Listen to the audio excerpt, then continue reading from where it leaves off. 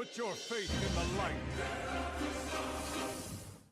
Hello guys, welcome to another one of my videos. This is Lightblade, and well, in this one I'll be remaking my short guide for Retribution Paladins and the War Within pre-patch. This is because the talents were wrong. I used the most recent version of the beta War Within to make it, and sadly we didn't get those. Instead we got an old build.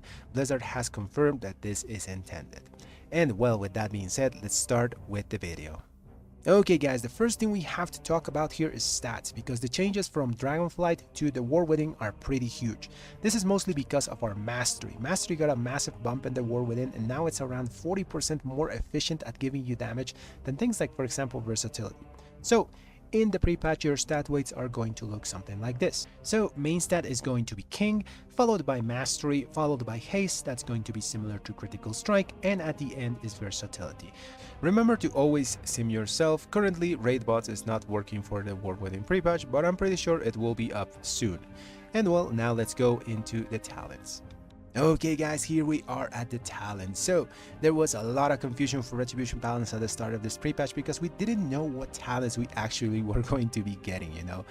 Well, sadly it's this old version of the War Within Retribution, but it's still pretty good to play.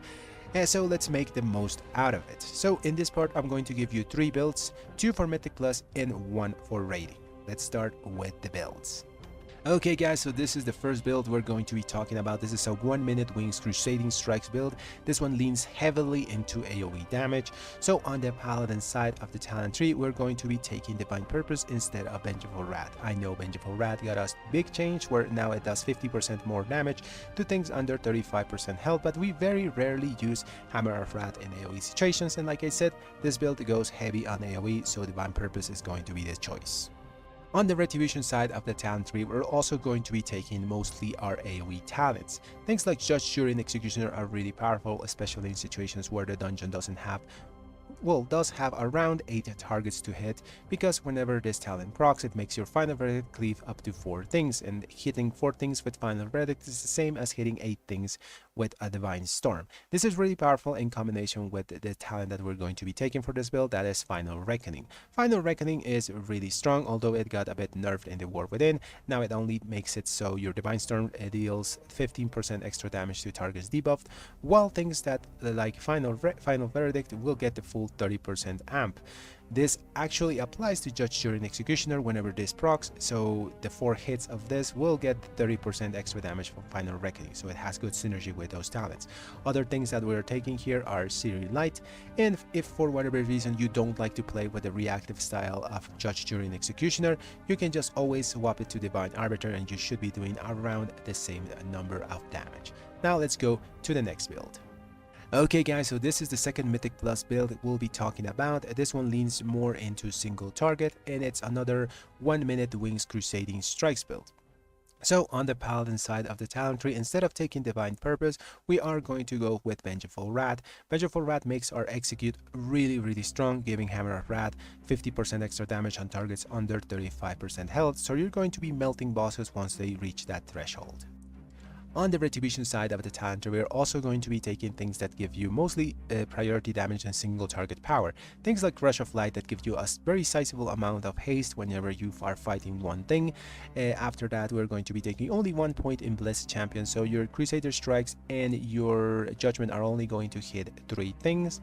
We're taking both Searing Light and Divine Arbiter to give us some very needed cleave in this build, and as our cooldown of choice, we're going to be taking Execution Sentence instead of Final Reckoning combined with Executioner's Will. So with this build, you kind of forego, like I said, a bit of your AOE damage, and you're going more into that I'm gonna kill that important target, which is good, you know, but remember, this is going to probably give you a lot less overall than the other build that I showed at the start. Okay, now in the last build, this one is for raiding, and well, as any raid build, this one focuses more on just single target damage. On the Paladin side of the talent tree, similar to the last build, we're going to be taking Vengeful Wrath to give us a really powerful execute, and well, on the Retribution side of the talent tree, we're going to be taking every single thing that gives you more single target damage. Things like Rush of Light that gives you extra haste, things like Vanguard's Momentum that has really good synergy with Vengeful Wrath. Whenever you get into execute range, you're just gonna be throwing a bunch of hammers to the boss to melt him down from 35% health or lower. After that, we're not going to take things like Burning Crusade or Sheer Light because those are mostly cleave based. Instead of that, we are going to go with Burn to Ash to increase the damage of our expurgation effects, dot effects whenever Wake of Ashes is up, increasing our window of cooldowns with Divine Wrath, taking things like Heart of the Crusader so our Crusading Strikes and auto attacks deal a bit more damage, and obviously we're going to take Execution Sentence as our cooldown of choice instead of Final Reckoning combined with Executioner's Will. One more thing is that you might be asking yourself why you're not using Radiant Glory Light, and this is because, well, Radiant Glory is currently bugged in the pre-patch. Sometimes it goes off with your Wake of Ashes, sometimes it doesn't, so just to be safe, use normal 1-minute wings. Now let's go into gear. Okay guys, let's talk about gear. So for embellishments, you want double blue silken linen. This is non-negotiable for both Mythic Plus and Rating. The mastery they provide is huge with the recent changes. Now let's talk trinkets. These also got a big shift, and well, when mastery is good for Retribution, stats are king, so it's no surprise that pure stat stick trinkets are great now. For Mythic Plus and Rating, any combination of these will be good. Omnious Chromatic Essence, simple stat stick trinket that allows secondary selection. It will almost always be mastery. Whispering Incarnate Icon, simple, reliable stat stick with critical strike. Pip's Emerald Badge of Friendship, stat stick with secondary stat proc. Ashes of Ember Soul, great for burst situations since it provides a massive amounts of main stat, although sometimes it can be annoying because of the haste loss, you can actually feel it. Call to Chaos, very strong trinket giving a huge amount of main stat on a proc, although since we're dropping versatility as a preferred stat, it can be risky with that 5 extra damage taken. Elementium Pocket Anvil, it's still good after the changes, even though it doesn't provide any secondary stats. I'm kinda surprised about that. It's the only survivor trinket that just does damage that is good for us. It's a big of a gimmick to keep the stacks, but if you can do it, it has a great payout, mostly used for raiding. As other special gear, you want the Seal of Diurna's Chosen, still very good because of the proc, although it has a lot of versatility, and Seal of Filial Duty.